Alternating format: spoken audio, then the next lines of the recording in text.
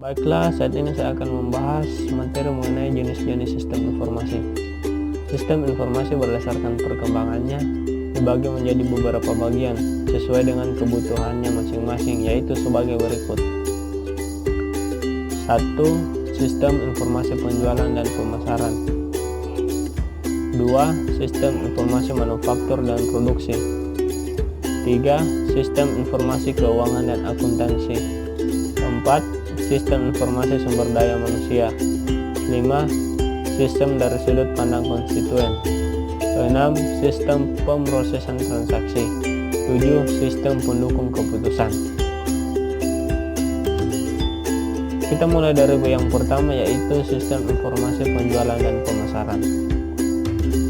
Fungsi sistem informasi penjualan dan pemasaran adalah bertanggung jawab dalam membuat produk atau jasa organisasi, di mana mereka harus menjamin kualitas produk yang baik untuk dijual dan dipasarkan. Nah, dalam fungsi tersebut mereka harus bisa menjamin bahwa produksi atau produk yang mereka buat memiliki kualitas yang baik. Mereka harus menjamin kepada seluruh pelanggan bahwa kualitas produk mereka adalah kualitas produk yang baik. Nah, dalam menjalankan fungsi tersebut, pemasaran dan penjualan memiliki tugasnya masing-masing. Tugas pemasaran adalah dia harus bisa mengontrol atau melihat situasi apa yang dibutuhkan pelanggan, setelah itu baru produk dikembangkan atau dipromosikan.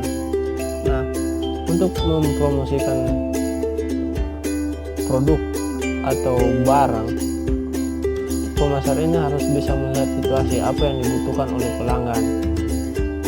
Kemudian tugas penjualan. Tugas penjualan adalah menghubungi pelanggan, menjual produk dan jasa, mengambil pesanan, dan melanjutkan penjualan. Nah, proses ini sering disebut bisnis.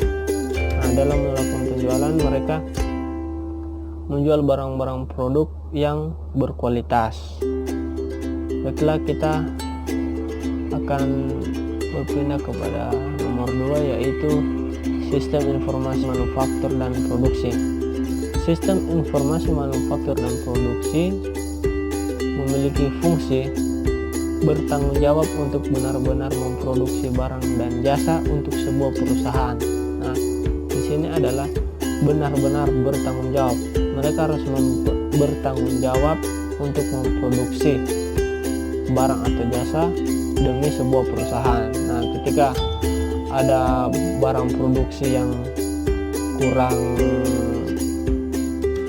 memiliki kekurangan, nah di sini mereka harus bertanggung jawab untuk memperbaiki kekurangan produksi tersebut agar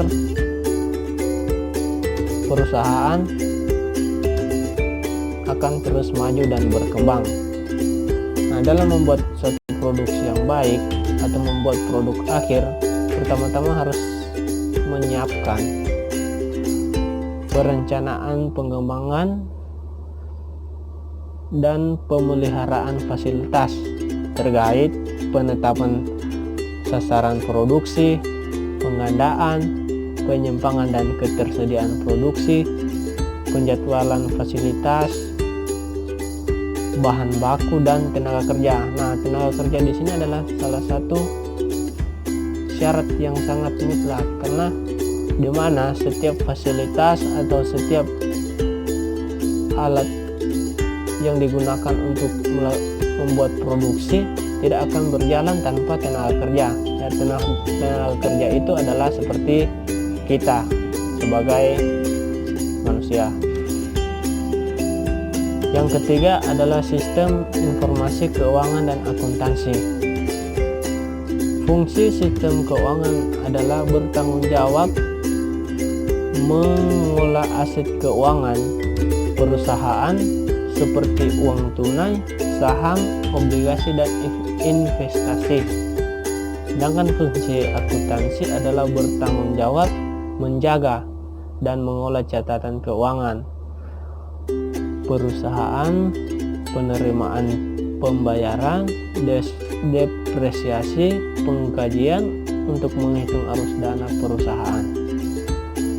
Tujuan fungsi tersebut adalah untuk memaksimalkan atas aset keuangan untuk dapat menentukan apakah perusahaan mendapat investasi terbaik atau tidak. Nah, tujuan dari fungsi tadi adalah agar mereka bisa mengetahui apakah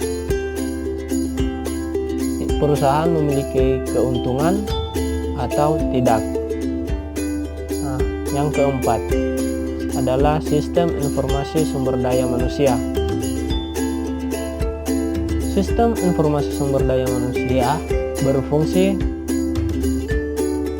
yaitu dia bertanggung jawab untuk menarik pelanggan dan mempertahankan tenaga kerja. Nah, fungsi mereka adalah mempertahankan tenaga kerja dan mengembangkan tenaga kerja tersebut. Nah, contoh sumber daya pada umumnya untuk mencatat karyawan. Sumber daya pada umumnya untuk menjaga catatan karyawan. Sistem ini bertugas untuk menyimpan informasi atau data tentang karyawan yang dapat memuaskan pencatatan federal dan negara bagian untuk berkesiapan kerja dan tujuan kerja. Nah, di sini sistem informasi sumber daya manusia adalah memberdayakan manusia agar memiliki kualitas kerja yang baik untuk bisa melanjutkan pekerjaan atau mencari pekerjaan yang lebih baik lagi. 5. Sistem dari sudut pandang konstituen. Fungsi sistem ini adalah dia tidak memberi tahu bagaimana sistem membantu manajemen mengolah perusahaan. Sistem ini menjelaskan bahwa setiap tingkatan memiliki kebutuhan informasi yang berbeda sesuai dengan tanggung jawab yang berbeda. Nah, di sini mereka memiliki kebutuhan atau kepentingan informasi yang berbeda, seperti perusahaan yang menengah, mereka hanya mencari informasi sesuai dengan kebutuhan perusahaan tersebut. Yang keenam yaitu sistem pemrosesan transaksi. Sistem pemrosesan transaksi adalah sistem yang terkomposisi. Sekali lagi, sistem transaksi adalah sistem yang terkomposisi dan mencatat transaksi rutin harian yang diperlukan untuk menjalankan bisnis seperti masukan pesanan penjualan, pemesanan hotel, pengkajian, melacak arus transaksi yang melalui organisasi. Nah, di sini sistem pemrosesan ini mencatat apa yang terjadi atau apa yang dilakukan perusahaan setiap harinya agar mereka dapat melacak arus transaksi yang melalui organisasi. Yang ketujuh yaitu sistem pendukung keputusan.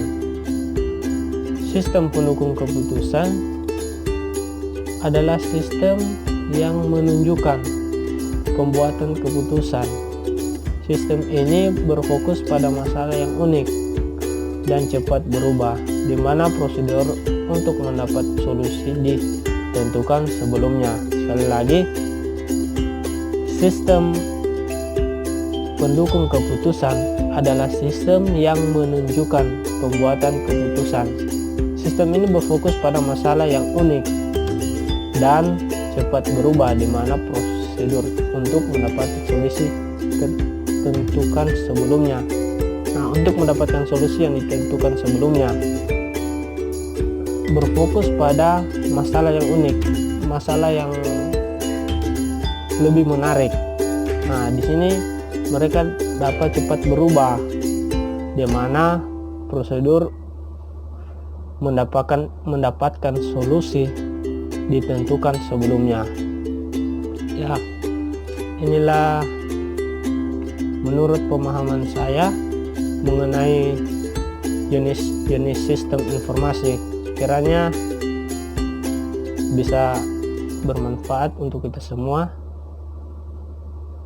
Oke, Sampai jumpa lagi. Terima kasih. Tuhan Yesus memberkati.